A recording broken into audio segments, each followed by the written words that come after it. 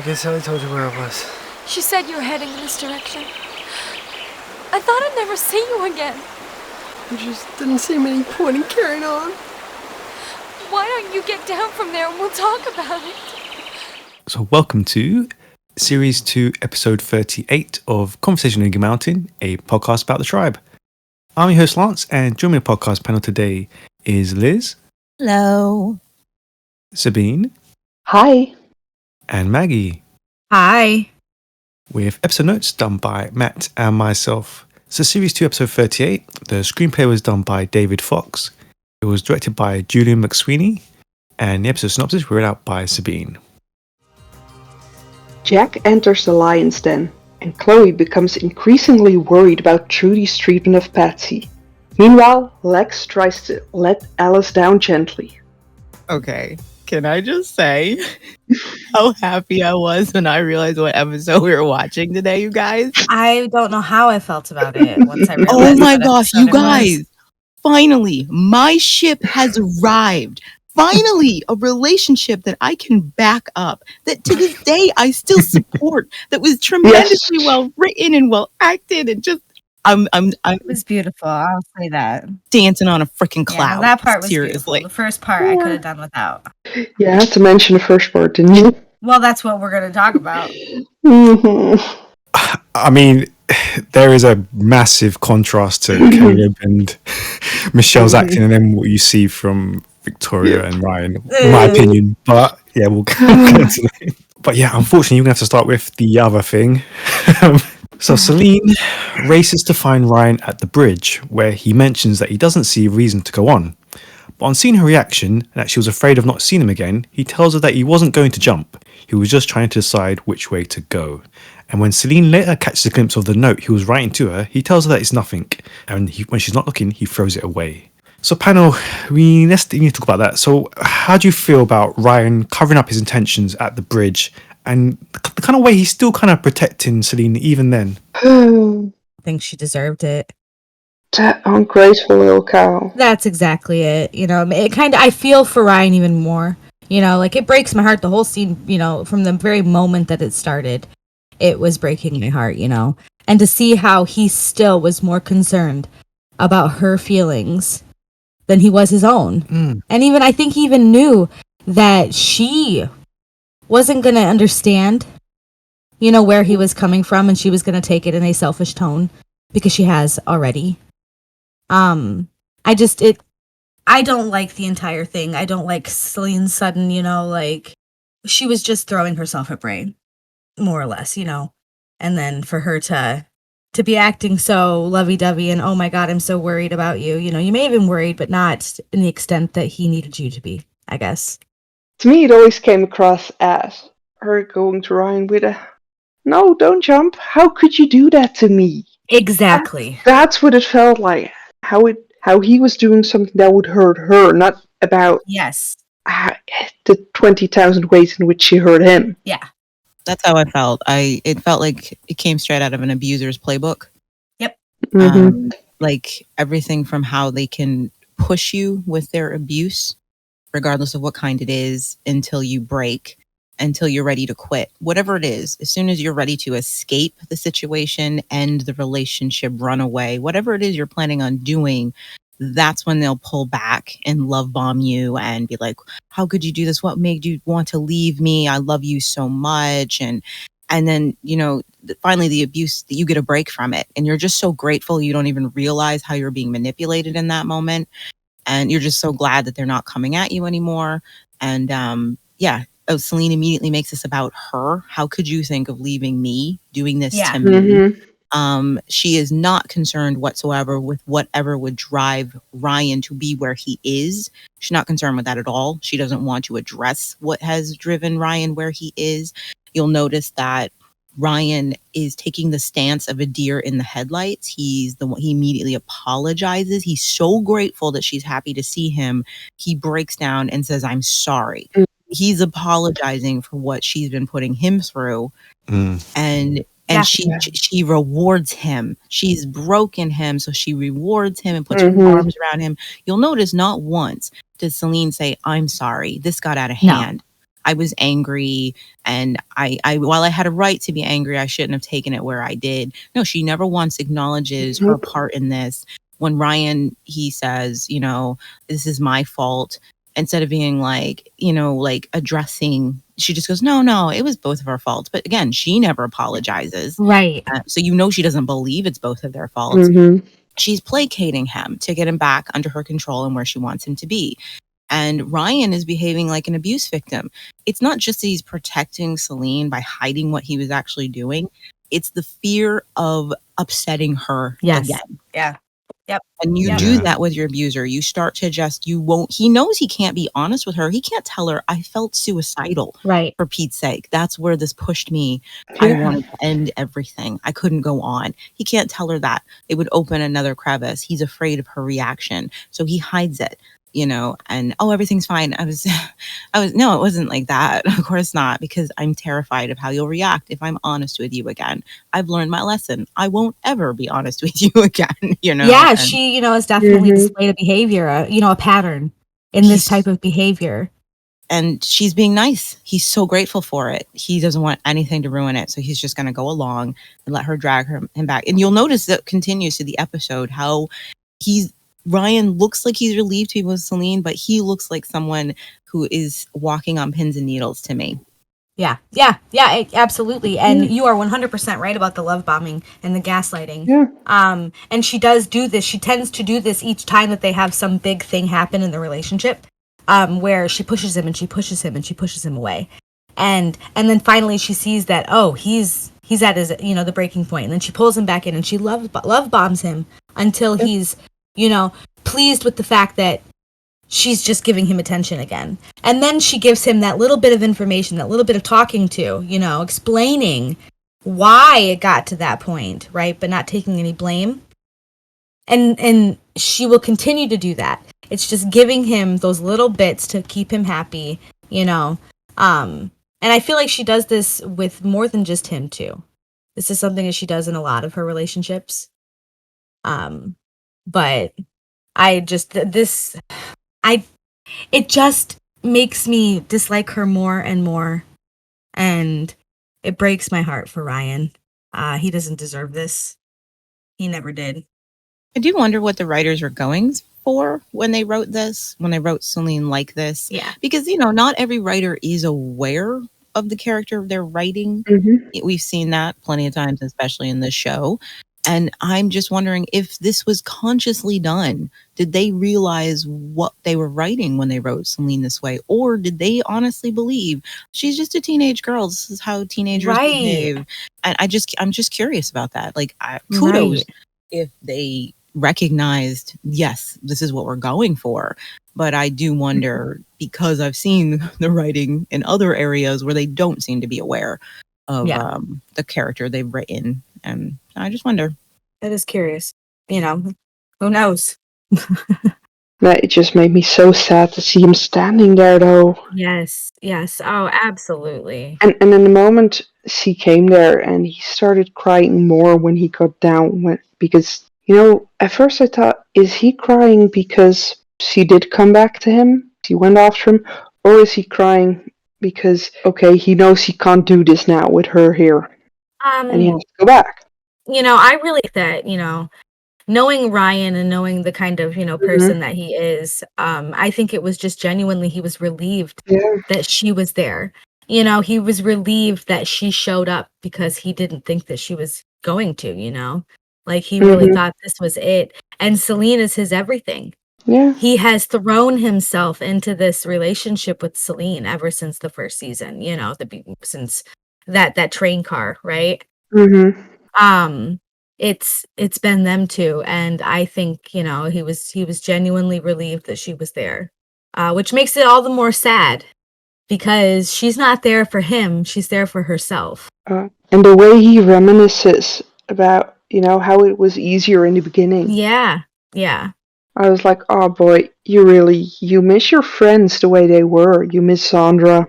Yes, but it's so good to see it finally addressed in the show. Yeah. By I don't know if it was just by Ryan, I feel like it was by a couple people. Yeah. That it's not what it used to be. You he know, spoke what I was thinking. Like, I felt Yeah. the same way when he said that. We used to be a family. We used to care about Yes. each other. Yeah. And I was just like, yeah, you guys used to really actually care about each other. Yes. It was you against the world. And so you had no one else. You had to work together. And even though it sucked, as Celine rightfully points out, it was scary. I get why Ryan feels that way, you know? Me too. Yeah. Yeah. It's an interesting thing, though, because during this whole episode, we see it come back and back again that Zandra, who's not often mentioned, is suddenly back on people's minds again. Well, you know, Just in the little things. I feel like a lot of that has to do with the behind the scenes. You know, they got to set the tone with Alice and Lex and how Alice is dressing. Well, the theme, you know, we have two major storylines that are focused that the past comes back. Yeah. So it's a nice through line of what came before, this And it's good reminder. to, you know, they probably do have these thoughts, you know what I mean, about these characters. We just don't get to see them. I just mean, I'm glad they're finally doing that in this episode just throughout a lot of the things that are happening here. We just get these little links to the past, to things that happened in season 1 that we don't really refer to anymore. Yeah. It's good to know that they're just not forgotten, you know? Yeah. And it is nice to hear Zandra's name, even if she drove me crazy. Yeah, but it's just, you know, with everything. We hear Amber all the time. Well, we used to. Yeah. Exactly, and now it's just... We used to. Now it's someone else's name. And again, I think that's the hardest part of losing people, is getting used to them just not being there. Yeah. So that is a realistic depiction of just having to move on, you know? Yeah, it is. It absolutely is. It's just, you know, nice to see everyone just having a tiny moment of reflection on the past. You know what kind of made me sad? I was just thinking about it as you guys were talking.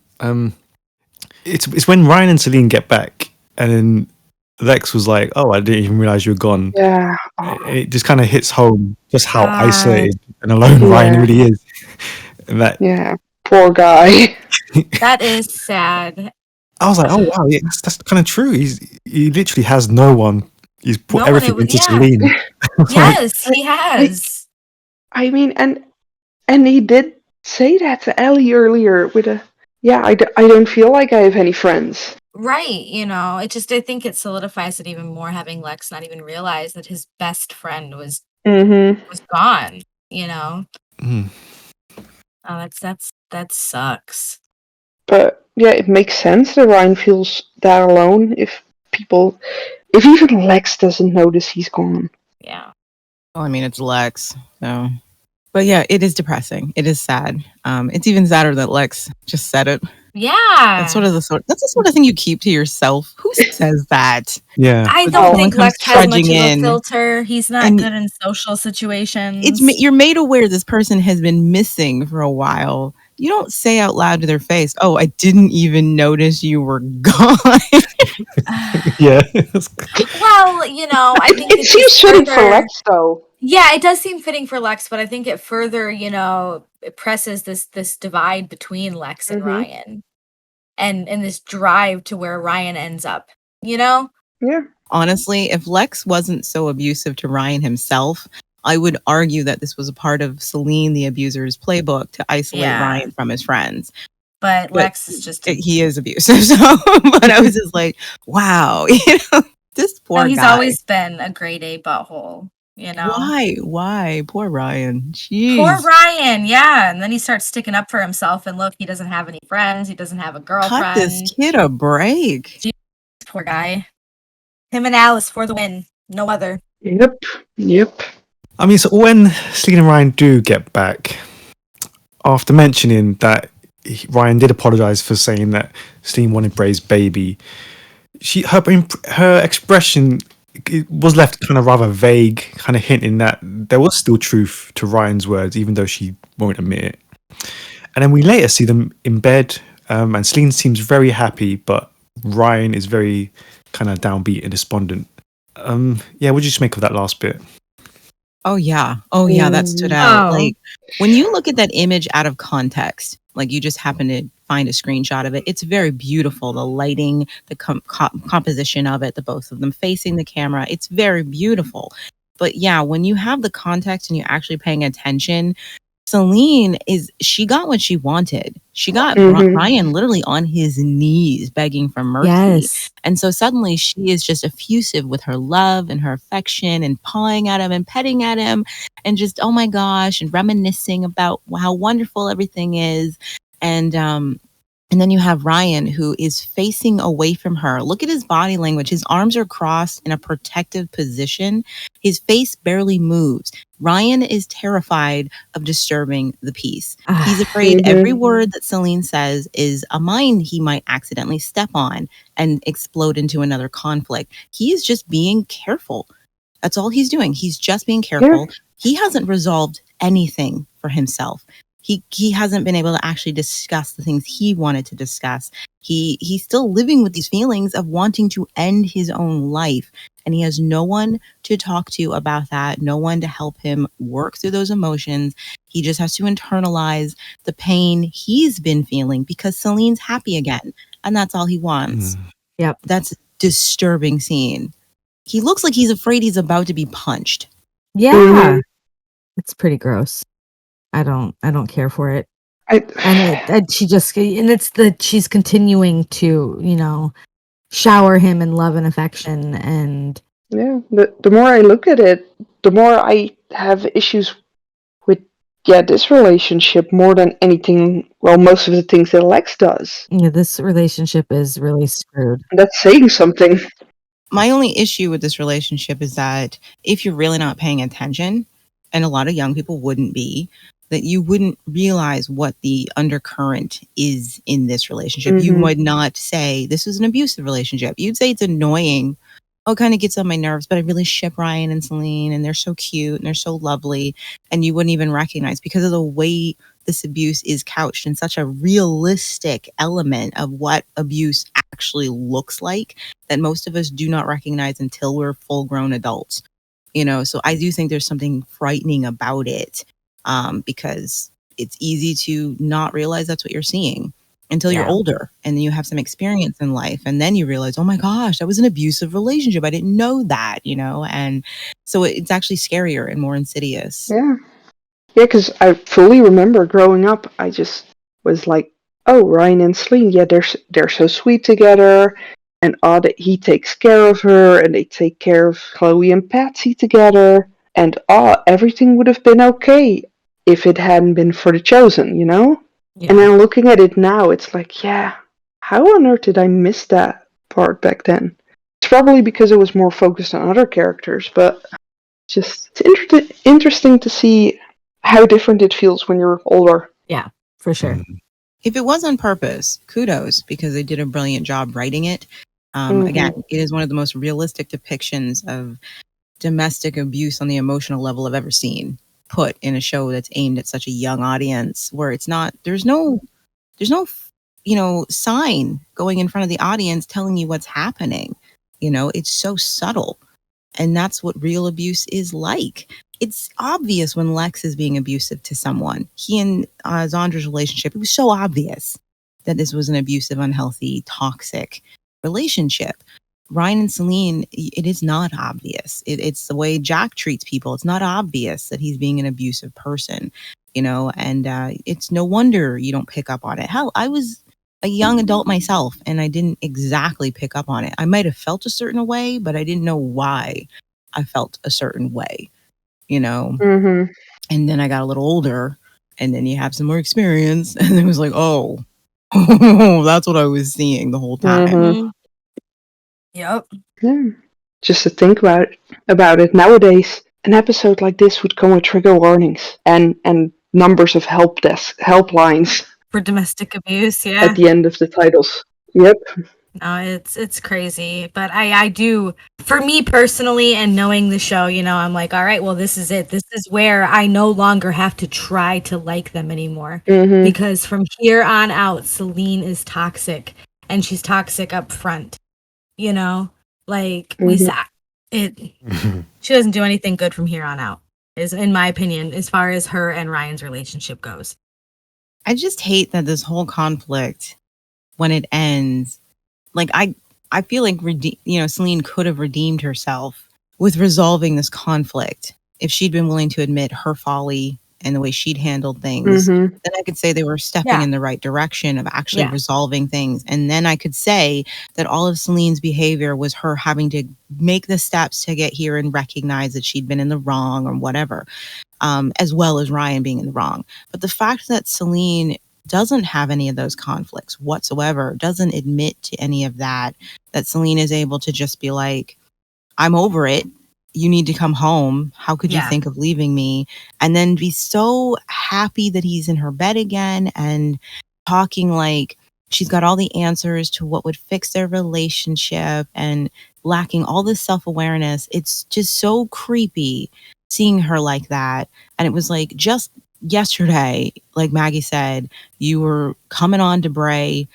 Like, would there have been any resolution if Ryan had stayed in the mall? If he had still been there trying to get you to talk to him and trying to resolve this, would there have been, or would you have stayed in your angry state torturing this guy? Once again, this doesn't end until she just doesn't feel like fighting about it anymore. Yes. Yep. And I'm like, that's what really grosses me out about it. And just think about it. If Bray would have, done what Celine wanted, what would have happened to poor Ryan?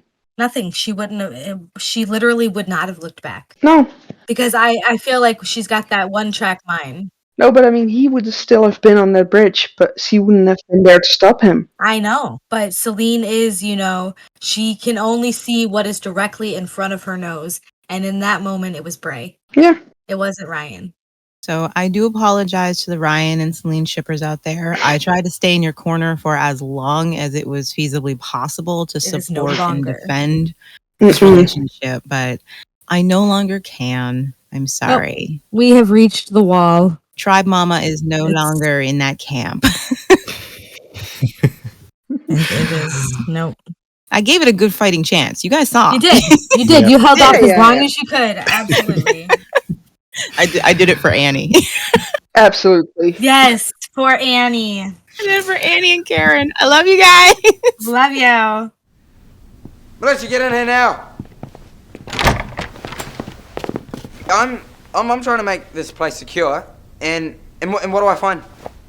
I can just walk into Ebony's suite in broad daylight, and no one even tries to stop me. You're just gonna have to try harder. Just get out. Okay, yeah, let's talk about Jack, because he starts work for Ebony in a hotel, and he manages to find an opportunity to plant the bug that Bray and Danny gave him in her private quarters. However, Ebony catches him, and he has to think quick on his feet to come up with an excuse for being there, telling her he was testing security and berating the militia for allowing him to get inside. See a panel, we see just how stressed and panicky Jack was. Anyone care? Anyone feel so... Yeah, he's terrified of Ebony, and I do feel bad for him. I just have to, I feel horrible for him, but it's so adorable how awkwardly he tries to get to be the big man and order the militia around. It's just, it's fun to watch. I can't help it. He definitely did his best, I do feel bad for him, though, a little bit, because he may be a little turd nugget to most people, right? I don't think Jack is a bad person. He just lacks social skills. He has a lot of growing up to do. Mm-hmm. Yes, So I don't wish him this type of anxiety.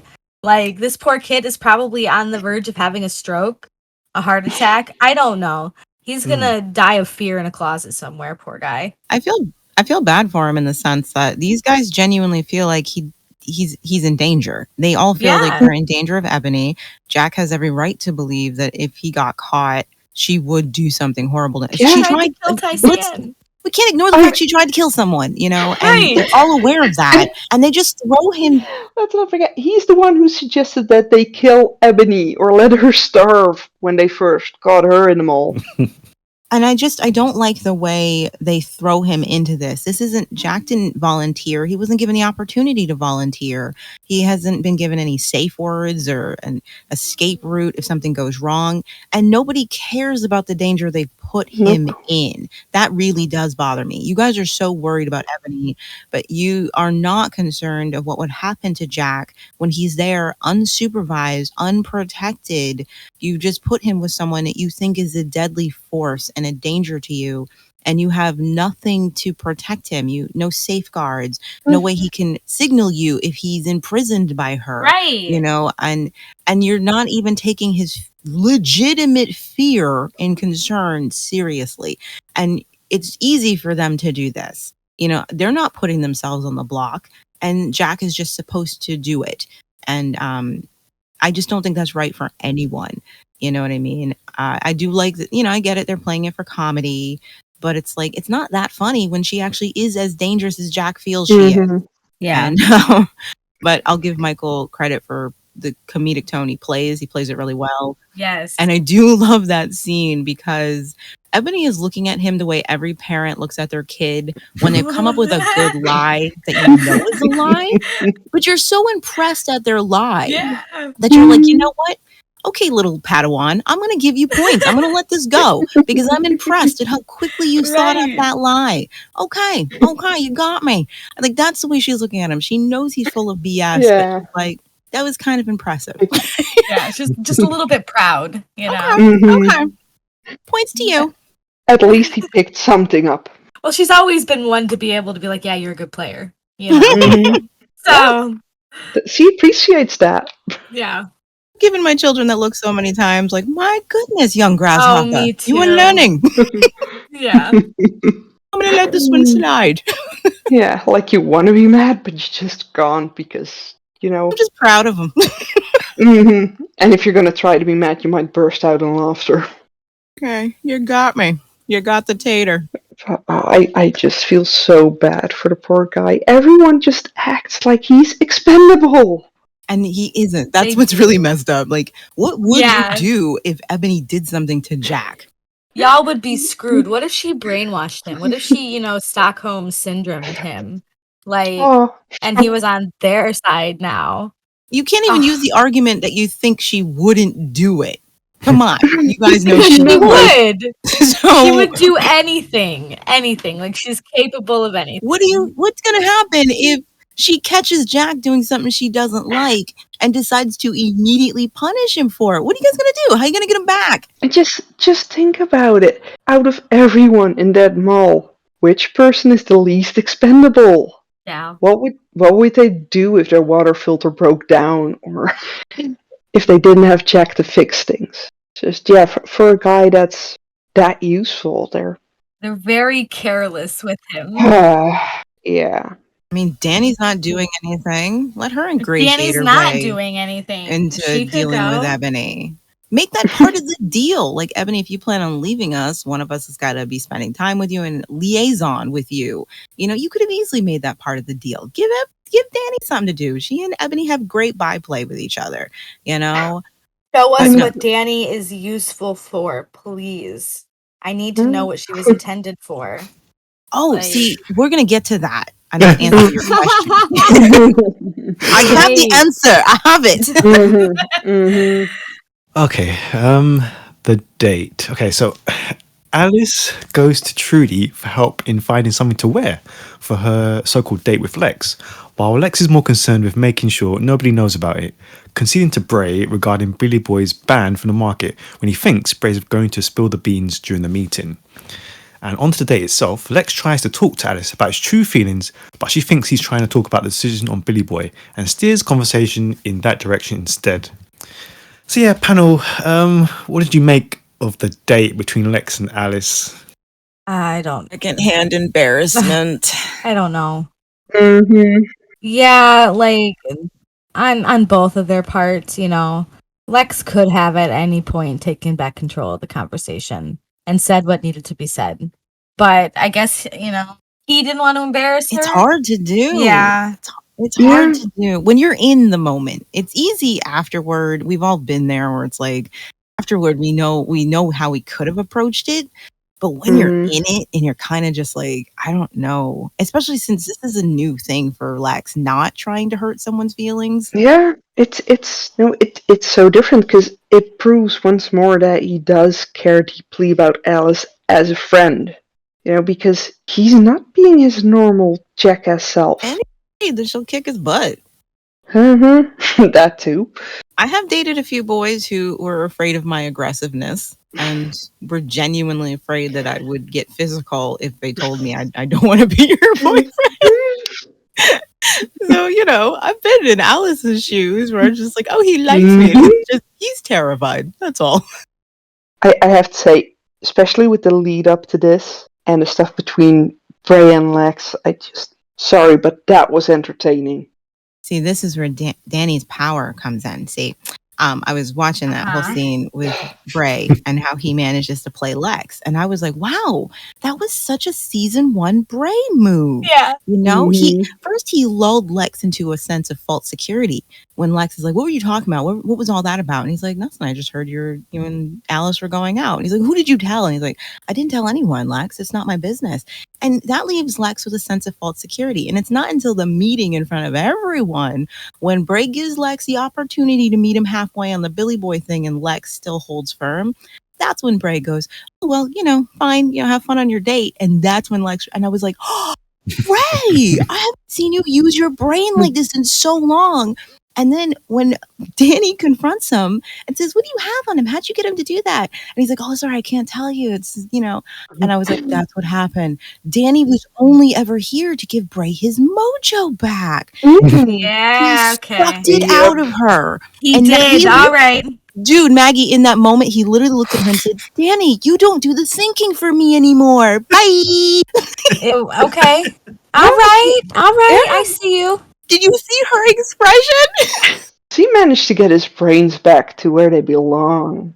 She's like, wow, he totally doesn't need me anymore. Oh, too bad. And it was like, and it's sad. That's sad that you say that, though. And now I feel just a little bit bad for Danny, and I don't like that anymore. Okay. Because the writers are like, I know, Danny, that's all you were ever for.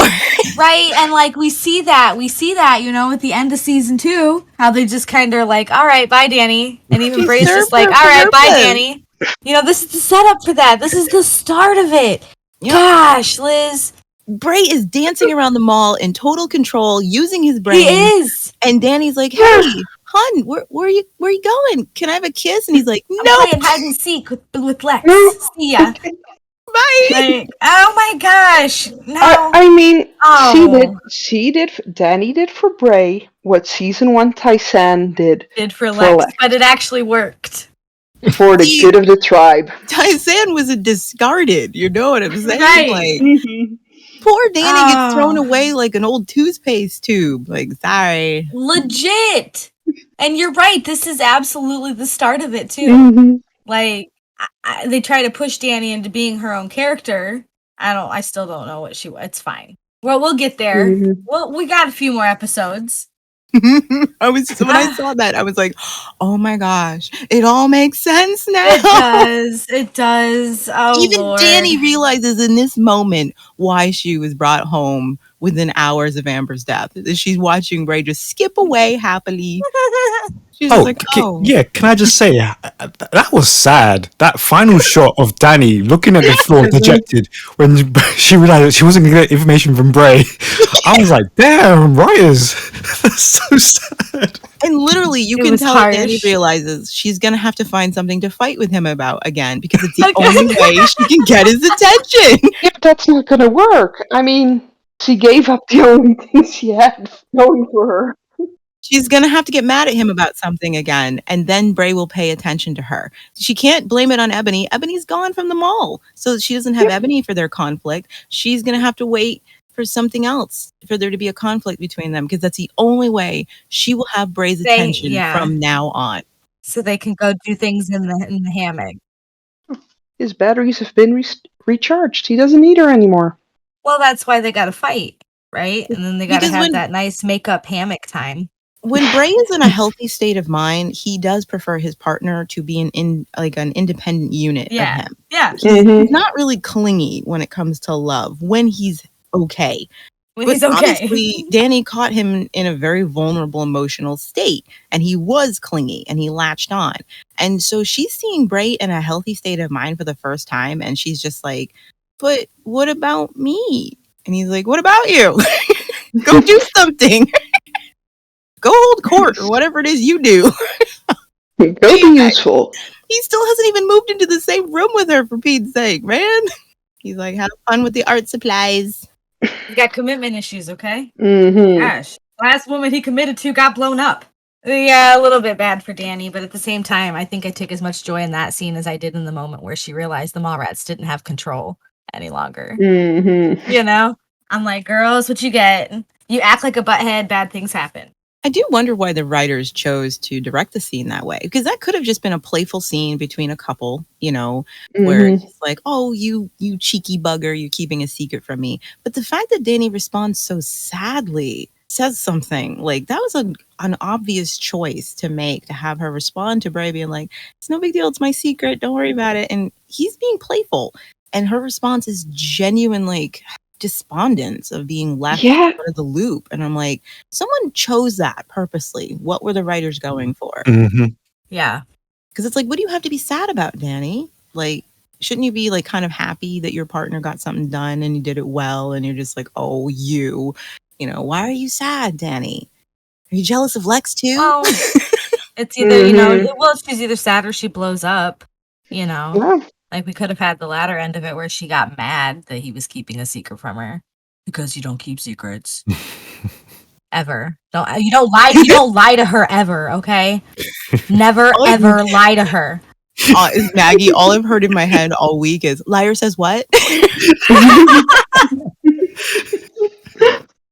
Back to Lex and Alice's date, though. Oh. Again, Oh, yeah. the Oh, cringe. shoot, yeah. Sorry. The cringe is strong. I feel bad for the both of them, but I feel worse, actually, believe it or not, for Lex. Yeah. Just because he has not given any of the signals that Alice has chosen to translate that way for herself. So she can't even pretend she was misled. You know, she's dictating that this is a date. She was the one who called it a date from the first place. She's the one behaving like this, even though Lex really, I think that's the best way to put it. She is lacking enthusiastic consent. She's basically seeing as the absence of no and not realizing that doesn't mean it's been a yes. Yeah. Just because someone doesn't say no doesn't mean they're agreeing to something. You're basically at that point just tugging them along because they haven't resisted you.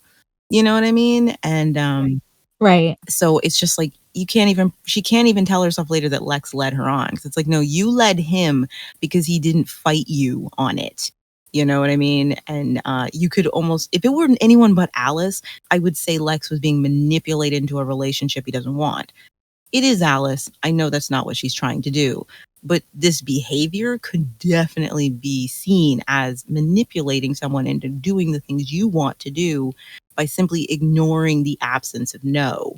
And being like, well, they didn't fight me on it. So, it meant they wanted to do it. And Yeah, it always does make me wonder if that's what Alex was used to. You know, just being cold-heartedly rejected, and that's not what Lex is doing. So he must be okay with it. It feels like that's what he's telling herself. That's possible. Mm-hmm. Again, like I said, if it was anyone other than Alice, I would see it was very messed up and dark and nefarious. But I trust Alice, and I know that's not what she's trying to do. It's just a shame on both of their parts.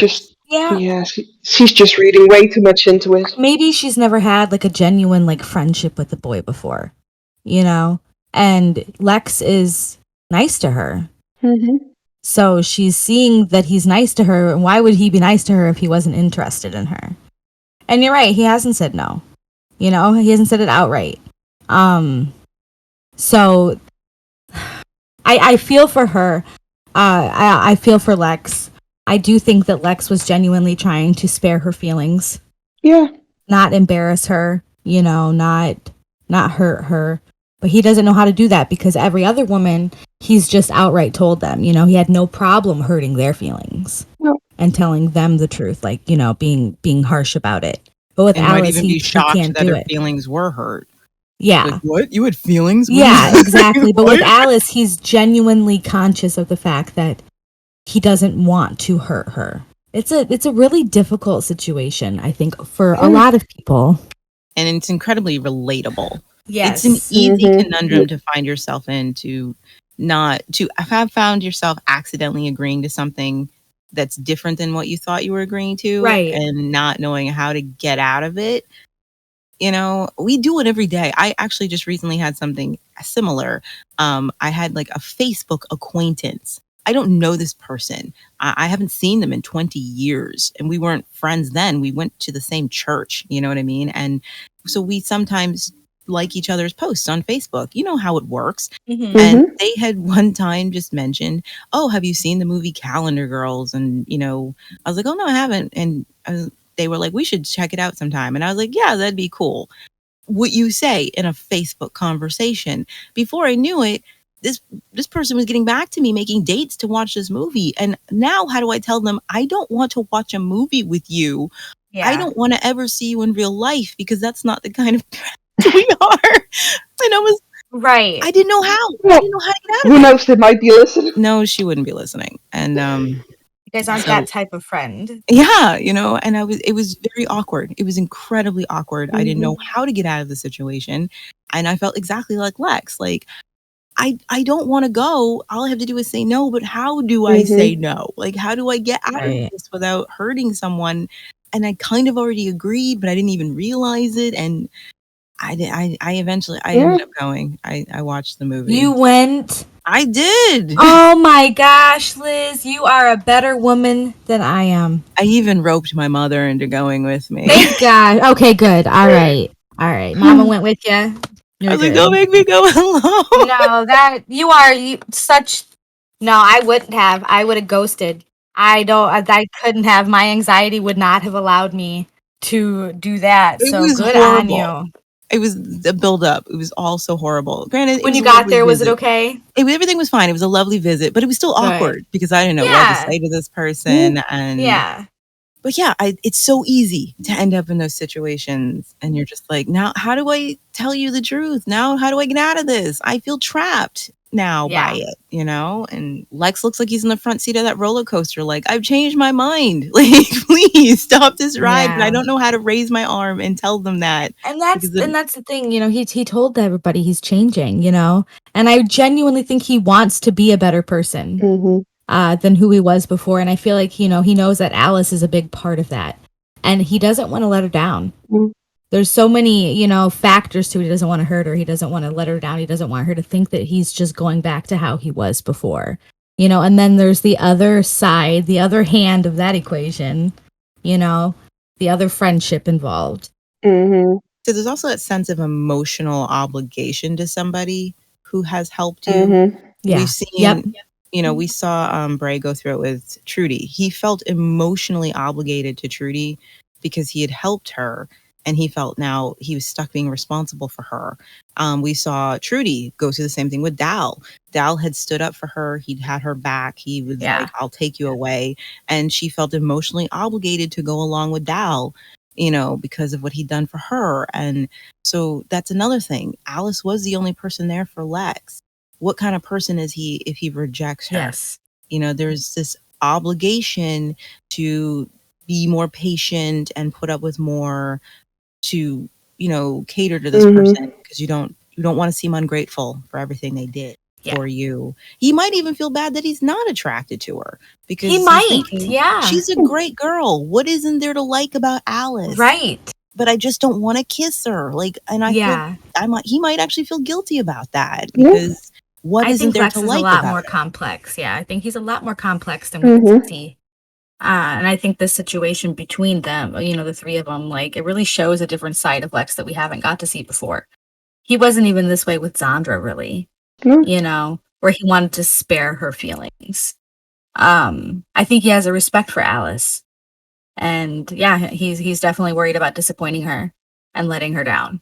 It's just something that sticks on my mind, though, with this whole scene. We have, you know, the Bray side of the build-up, you know, Bray teasing Lex, but then we have the other side with Alice going to Trudy, of all people, for help on clothing, and Why can't everybody just see how scary Trudy is? Like, she's scary. it's the makeup, it's the It is the sparkles. makeup. It's the makeup. It's her facial expressions. It's everything. Everything. Well, now that it's been revealed, she's really letting the Stepford Wives thing hang out. It is creepy, and I do not like it, but I love Trudy, but this scares me. Poor Chloe. I did find that a little moment funny though. You know, when you have the two of them playing at stores with the, yeah, how would Madame like to pay? And all that. It reminded me for a moment of Patsy and KC with their ice creams. Yeah, no, it was absolutely adorable. I like that little interaction, but Trudy definitely. Yeah, the heebie-jeebies, but Yeah, well, it caused, she of course had to do something that changed the tone. but and then the magical thing of that wardrobe, saying, well, stuff of Zandra's. Oh, I wouldn't want to wear anything of Zandra's. And then they're looking through it, and there's magically two dresses, two lovely outfits in Alice's size. Well, yeah. Do you know how rare that is? Don't you know that Trudy is a master seamstress? She stitched that stuff together so quickly, you didn't even know. Yeah. It's like that they just had that inclusive moment and didn't comment on it. Mm-hmm. Because, you're right. The reality is that it would have actually been very difficult to find anything in a lingerie shop that would have fit Alice. Yeah. So I do like the fact that they don't make it a big deal. Alice wants something to wear, and they're able to find her something pretty to wear and find her more than one outfit. And I actually really appreciated that, considering how many times Alice does get pointed out for being different than the other girls. And for me, it was more I've always been Alice sized in that. So for me, it was like, oh wow, they actually found her outfits, and more than one. For me, that was just amazing, out of this world moment. That's how it felt to me. But that's because I always struggled with the same thing of not being able to find anything in my size. That's why it was nice that they were, that it was just included and it wasn't spoke of, and yeah. Why do you hate Trudy so much? I don't hate her. I just don't like it when she bosses you around. You don't understand. She's helping me. To do what? Learn about the world. How to do things. I'm an orphan. I need all the help I can get. Well, I'm an orphan too, but I'm doing just fine without her help. Oh yeah? And what did you learn today? How to catch a rat? That's gonna come in real handy. Well, I'd rather be a rat catcher than Mummy's little darling anyway. Oh, go to sleep. Yes, speaking of Trudy and outfits, Chloe takes jab at the new dress that Trudy has picked out for Patsy, but she does later apologise and tries to reconnect with her by letting her in on Casey's rat secret. This backfires, however, when Trudy finds them in the sewers and scolds Patsy for getting her dress dirty.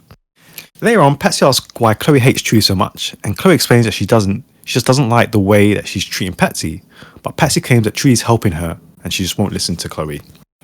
So yeah, panel, what do you think of Chloe's attempts to get through to Patsy here? Still screams of childish jealousy. Mm-hmm. Like that, it's still what's motivating Chloe, mostly. It's not so much the way Trudy's behaving, it's that Patsy is cool with how Trudy's behaving and is still spending all her time with Trudy. Mm-hmm. Her first reaction to seeing them get dressed up, and she's jealous that Patsy and Trudy are doing the dress up thing and she was left out, so she takes a jab at what Patsy's wearing. You know what I mean? There's nothing wrong with what Patsy's wearing. Chloe even admits she doesn't really care what she's wearing, but she's just jealous that Patsy's spending all her time with Trudy, and it's a behavior that they wouldn't have liked in the past if someone was bossing them around like this. And so it makes her feel like you still prefer her over me, even though she bosses you around and acts like an overbearing mother. I don't like that. So I don't even think it's her trying to get through to Patsy to realize there's something wrong with Trudy. It's more just like, why do you prefer her over me? Why don't you want to spend time with me? Why are you always with her? I don't really want to spend time with her. Patsy actually makes a really good point. Like, why did you leave the fitting room? Like, why did you run off? That wasn't very polite. She's like, well, I didn't want to have to dress up. And Patsy says, no one was forcing you to. And that, again, just points out that Chloe is motivated by simply being jealous. because nobody was forcing her to do those things. She just hated seeing the two of them together. So can't really say she's trying to talk, trying to make Patsy realize something's wrong or get through to her.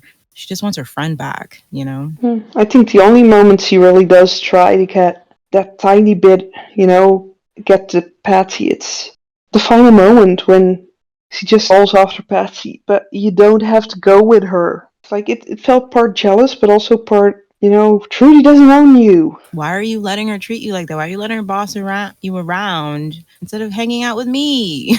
Especially because, a little while ago, before Trudy returned, these two girls were all about being done with people bossing them around. And that's really the thing.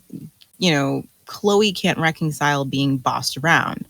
So she's one of the first, she liked Trudy's attention too. She initially loved it. But, the minute she was like, oh, I don't want to do something that Trudy wants, but Patsy was willing to go along with it, that's what caused the fissure between them. Because Chloe could be a part of this little clinch if she was willing to let Trudy dictate everything she did.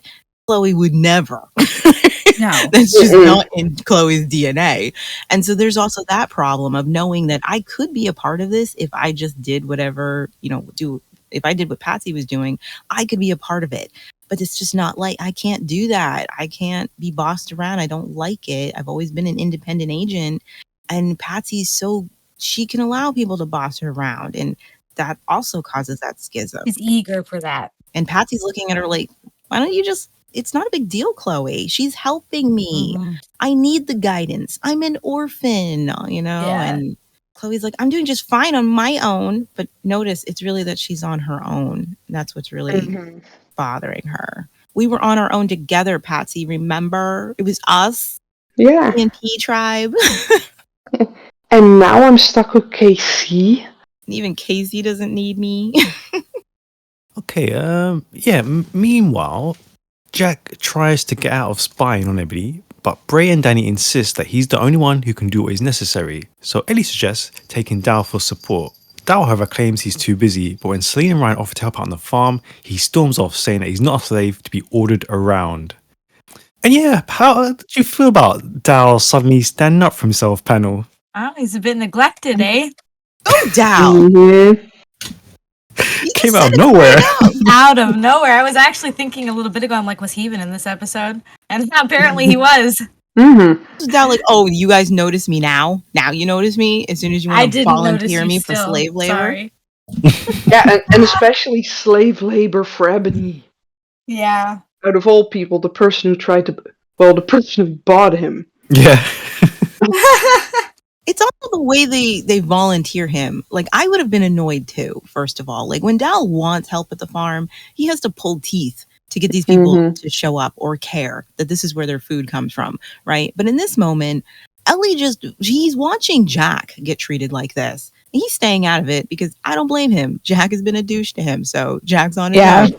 But then the way Ellie, the girl that Dal likes, but she doesn't see him or notice him or care about him, volunteers him for Jack's sake. And then when he says, sorry, I'm busy. And then like Ryan and Celine, like, we could take care of the farm. You could, again, they're pushing this person towards something and forcing them to say, I don't want to. Okay. Is that what you need to hear? I don't want to. Leave me alone. You don't get to just boss me around and move me like a chess piece wherever you want. I just thought their reactions were funny because they all look like, you mean you're not a slave? What? Yeah.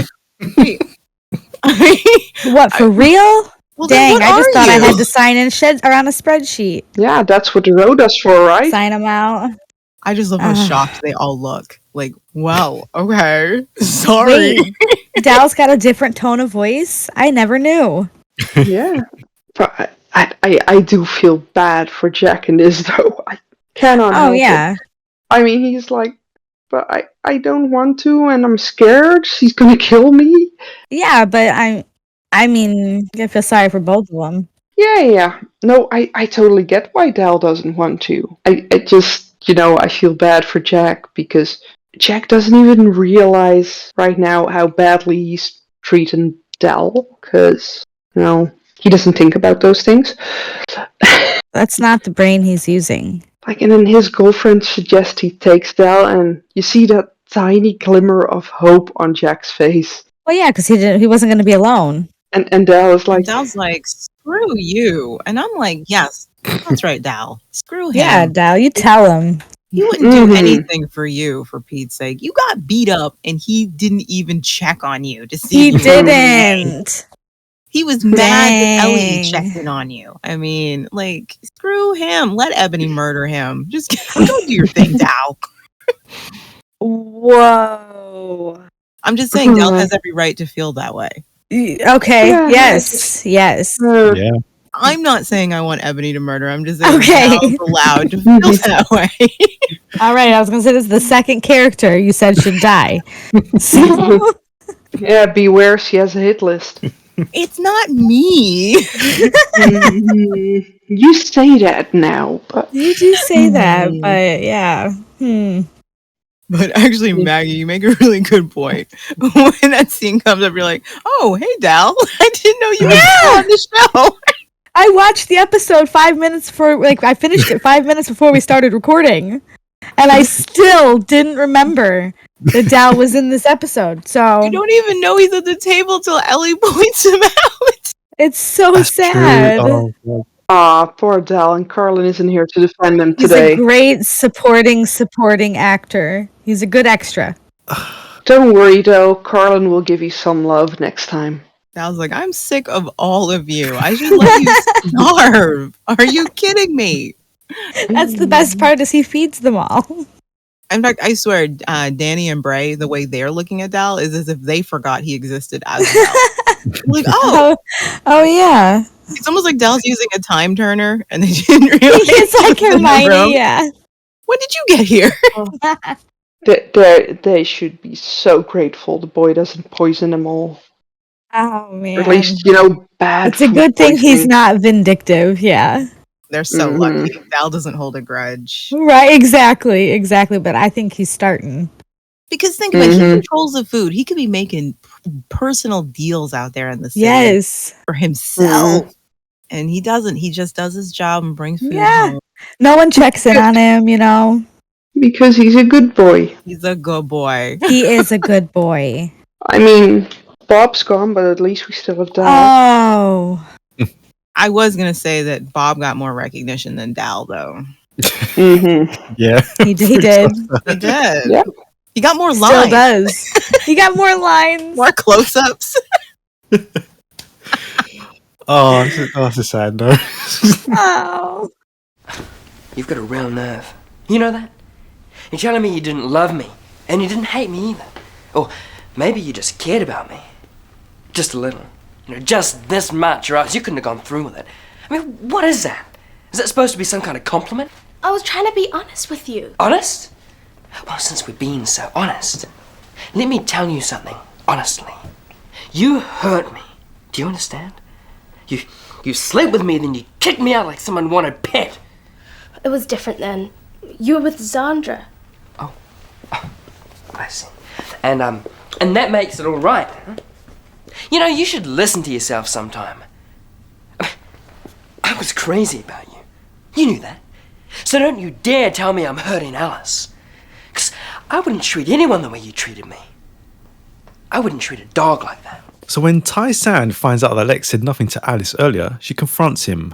But Lex, however, counters by saying that he's not as cruel as her, sleeping with him for the good of the tribe without considering his own feelings. He explains that she really hurt him, and after some angry back and forth between the two, she tearfully apologizes. And moved by this, he comforts her with a hug, and they do actually kiss. So yeah, panel, what did you make of the back and forth scenes we see going on between them and then the end I result? felt it. Okay, I'm going to put my shipping pants away. I'm not. I'm on it. I like right. this. This is one of my favorite arguments ever written on the show. Yes. It really captures good. the way we emotionally change through an argument when someone makes we have a point, like we have a point of view, and we've reasoned it and we shout it at the other person, and then we're like, okay, I've got the upper ground, and then the other person takes time and then they think about what you said, And then they start chewing on that, stewing on it, coming up with their defenses, and then they come back at you, and that throws you off your game, off your rhythm. And then you need a little bit of time, and then you think about it. And I just love how that back and forth happens till we finally get to this place where it's just like blah blah blah blah. Like I love how this argument progresses from they likely started this argument not even looking at each other that way, and then through the argument they each make these points that completely alter the way each person is thinking about the other until you finally come to this place in the end. And it just felt so organic, and I got goosebumps. Damn. And I'm like, yeah. No, yeah, it was so good. One of my favorite gotcha couplings I've ever and seen. Caleb and Michelle nailed it. Absolutely nailed it. Their chemistry on screen is amazing. These two are my Chandler and Monica, okay? Yeah. That is a surprise I didn't see coming, and who knew it would work this well? You see that instant, that moment on Lex's face when he sees her face. And he, and it's instant. Like there's no other reaction other than, oh my God, and he's instantly soft and he's instantly there to comfort her. And it is incredibly organic, and I think that's the best part. You see Tai-San fighting these feelings. Now we know that these are these feelings, right? Dude, you can see the moment she realizes she's having the feeling. Yes. The minute Lex was like, I was mad about you. I was crazy about you. Look at the way she stares at him. Like, it never even occurred to her to think about his feelings. Because at that time, she wasn't considering anyone's feelings, not even her own. And in that moment, when he says that to her, boom, you knew he hit a nail on her. Yeah. Yes. And she sat with it. That realization. Oh my God. He was so right to finally call her out on that, though. Yeah. He was, and you can hear the pain, in his voice as he's, I felt it, every bit of it. It's like he's done so many crappy things, but he hasn't played with hearts the way she did. I don't know if that's fair. I wouldn't say that's a fair assessment either. Played with just as many hearts, if not more. I wouldn't say that's it. What he did to Zandra was far worse, I think. They're on the same playing field for people they've messed with. Yeah, and I think that's why it works so well. Yes. Their motivations may have been different, but they have pulled the strings of the same amount of people. Yeah, and I feel like that is why it works so well between the two of them. They are on even playing ground. They're on an even field, right? And they're like two sides of the same coin. I think this is my favorite build-up. Yeah, this is my favorite build-up to a relationship in the show, by far. Yeah. It is the one that makes sense to me. Every bit of it makes sense. Yeah, I love it too because it's not one of those relationships where, I liked it when I was younger because either I just shipped him or I had a crush on someone. Right, bad boy Lex. It's one of those relationships where even as an adult revisiting it 20 years later, I still think it's one of the most well-written relationships, one of the healthiest functioning relationships between two people. And it still holds up after all this time. I'm like, holy crap. Yeah, because we absolutely knew that Lex felt for her some type of way in season 1. You could see it. He would have given up everything with Zandra if Tai-San would have. He just wasn't mature enough yet for an actual real relationship. Right, and she wasn't there either, No. So it's such a great moment. I could sing its praises all day I love long. it. And it's a great surprise. It's a great surprise. Yeah, because you don't know up until really, this point that Tai-San is not just fighting, her feelings with Alice and, and Allison's, Alice's feelings in regards to the situation. She's also fighting with her own in regards to how she feels about Lex. And it probably very well was that moment when he said what he said to her, where she realized this is what I'm fighting, inside myself. She had to chew over what he said to her. Yeah. She had to think about it. Because that's the best part of this argument is that every time one of them hits the other, they have to sit with it. Yeah. And it's what shifts their thinking and that's how they have their realizations. Like, think about it. When she first comes at him, he just says, fine, I apologize, whatever. But after he sits on it, he's like, wait a minute. shouldn't be apologizing to her. No. Where does she get off saying this to me? And Yeah. his whole point of view comes back, and suddenly he starts talking about how he used to feel about her and how what she did to him, And how it's so she has good no to right finally hear. judge him. But Yeah. he wasn't in that state of mind until she said what she said. Yeah. And then so he comes back at her, and she's shocked, and she has to Yeah. sit with that, and then she comes back with and when she finally breaks, I'm sorry, you were right. She's run out of defenses. She's had some major that's it. realizations, and it's just like He has completely, stripped her naked of everything that oh was, my God. blocking. And it's so beautiful. It is so beautiful. That kiss. Yes.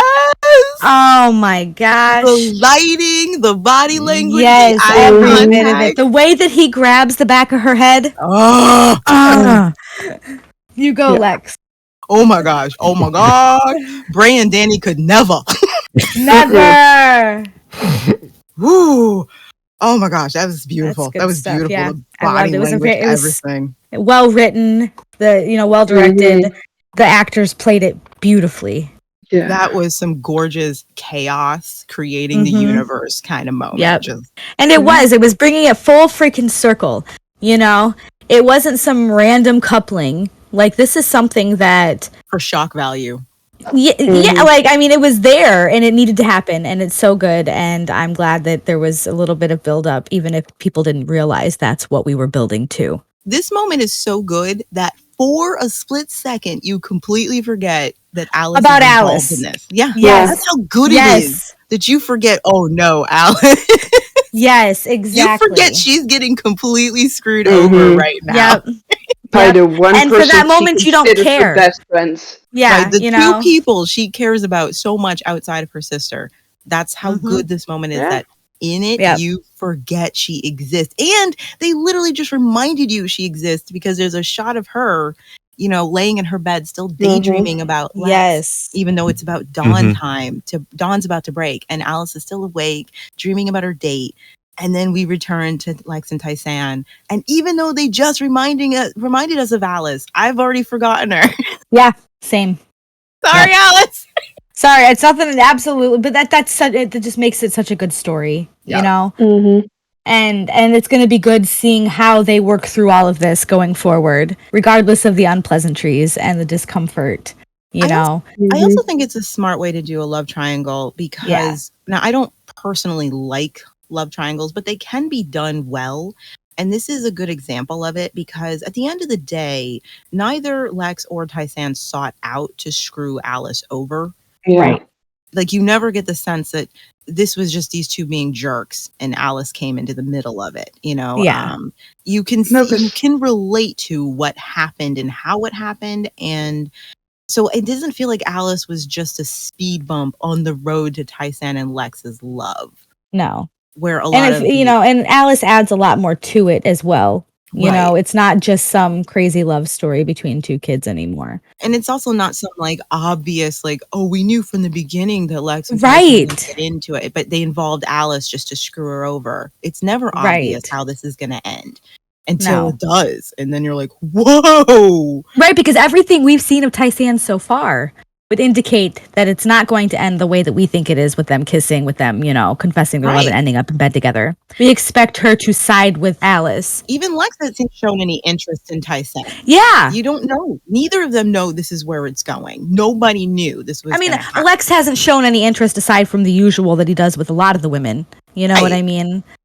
But having him bring all that back up and knowing that he's been thinking about this. He's been thinking about the way that she hurt him since she did it. The characters were all allowed to develop relationships independent of each other before it became a triad issue.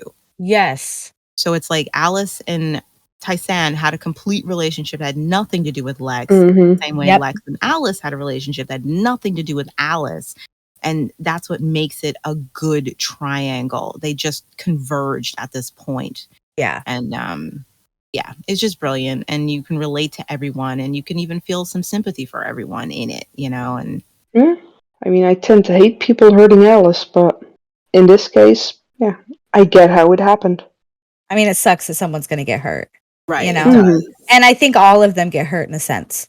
Yeah. They Because all I think lose it breaks something. Tysan's heart to hurt Alice, you know? They all lose something. Like Yes. Tysan and Alice's friendship is never the same after Right. this. And neither is Lex and Alice's. Yep. You know, like there are consequences, but you never feel like anyone truly deserved the consequences. Mm-hmm. You know, you're not like, yeah, screw you, Lex. You lost Alice as a friend. You know, you're not happy about that. You're not happy that she and Tysan have lost that bond that they had formed. You genuinely feel sorry that it had to go this way. Yeah. You know, something beautiful came out of it, but it still sucks that a dear friend was harmed. Yeah, it does suck that there was collateral damage. Yeah. Yeah, I guess it depends on my mood, how I look at it.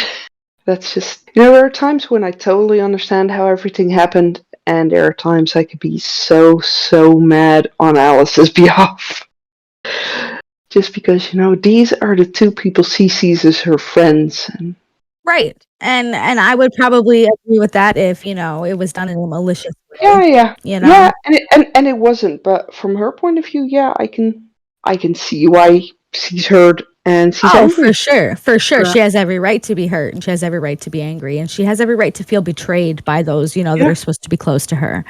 I'll never discredit Alice's feelings. You know what I mean? At the end of the day, it's like Tysan and Lex, their crime isn't that they fell for each other. Yeah. Their crime is how they handle it after. Exactly. I was about to say, exactly. Like, that's the What crime. annoys me. You can't help the fact that, Lex isn't in love with Alice. There's no crime. He doesn't have to be. It's not his fault that he didn't return her feelings, and it's not his fault that he and Tysan realized, oh my gosh, this spark that we started a long time ago just caught an ember. Yeah. We weren't expecting that to happen. That's not the crime. It's the crime of how they don't just come clean afterward and just let Alice in. That's what Alice definitely has the right to be angry about. Like, you guys sat on this and did this behind my back. And that's exactly it. Yeah. It wouldn't have been pretty if they told her immediately. No. And I even understand why it's hard for them to do it. But at the end of the day, it's like you made it worse by trying to protect her. You made it a lot worse, guys. Lies of omission can be worse. Far worse than being just outright honest. But I'll always love this moment. Sorry, Alice. It was so good. It was so good. The way that Lex looks at Tysan. Oh my gosh, you guys, I'm fluttering. Yes. I love it. I love it. Everything about it. And this is what I'm saying. You can tell when the writers are on board with the shit that they are portraying, because the passion is in the cinematography. It's in the writing. It's in the directing. It's in that lighting. And it's like, they didn't give us to Bray and Danny. No, because there's no substance to Bray and Danny. They tried. You have to ask yourself why. I don't even think they tried. I will say the most they tried was when he stalked her and watched her sleep and then confessed to these random feelings. Okay, I don't know if they tried at all. Close as I will. That is as much credit as I'll give them. See, I wanted to give them credit and just blame it on the actors not having chemistry, But when you get to a scene like this and they remind you, because we haven't had a great kiss in a long time. No. Celine and Ryan have had some sweet moments, where the camera, there's passion behind the directing of those scenes for them. But it's been a long time since we've had what I'd call the Bramber kiss. It's been a long time. Yeah. And so the fact that they were able to recreate something as amazing as that we weren't expecting, tells me it's almost like they purposely dropped the ball with Bray and Danny. Because you clearly could have done it, you just didn't. I think that the Lex and Tysan, I think it's better than the Bramber kiss. Absolutely. It is better. I think it is so much think better. It's better. Like I enjoyed it so much more. It's a little more mature, I suppose is what I would say. It's a little more steamy. There's this actual sexual energy to it. Yes. I still love Rain. It makes sense. Oh, me too. Don't get me wrong. I am you know how I feel. But there's an extra dimension to It's definitely a better build up. Yes, this is something that I'm like, okay, we're here. We're freaking here, guys. It's time. let's just put it this way. One of them I find is just plain old romantic, and one of them I find erotic. Yeah. Yes. Yeah. Which is suitable for Lex and Tysan, I guess. Yeah. You know. For both of them. Like, ooh, okay. One of them is incredibly steamy. One of them is just like hearts and flowers and just lovely. Eyelashes and And one of them I'm just like, shut the door. wishes and, you know. We're destroying the furniture tonight. Like, come on. You already knew where this was going. We all knew. That brings Series 2, Episode 38 to a close. Thank you very much to the panel. If you'd like to take part in a future episode of the podcast, please do send us a message on our Facebook page or on our website, thetribe.co.uk. So we'll see you next time for episode 39. Until then, bye. Bye. Bye. Bye.